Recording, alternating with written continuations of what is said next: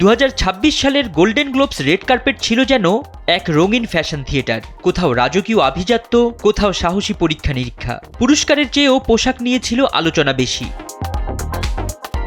প্রথমবার বিজয়ী টোয়েনা কালো ফিটিং গাউনে তাক লাগান, জেনিফার স্বচ্ছ ফুলেল পোশাকে, অ্যাবি লাল স্প্যাগেটি স্ট্র্যাপ গাউনে, হেইলি কোরাল সিকুইন গাউনে বেবি বাম্প তুলে ধরেন, এমা বেছে নেন হলুদ টু পিস, ক্যাসি নজর কাড়েন আগুন লাল গাউনে, ঝলমলে কালো গাউনে ফেরেন জেনিফার গার্নার, ফেদার্ড টপে সেলেনা, ফ্রিঞ্চ কাট আউটে জেনা, আরিয়ানা কালো বল গাউনে রাজকীয়, জেনিফার লোপেজ স্বচ্ছ ব্রাউন মারমেড গাউনে চিরচেনা গ্ল্যামার ছড়ান।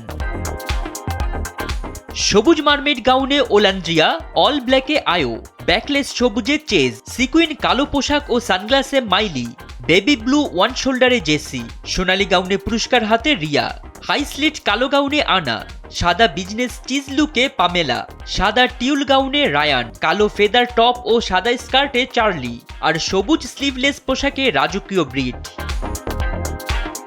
কে বাজিমাত করলো, কে পিছিয়ে পড়লো সে বিচার দর্শকেরই।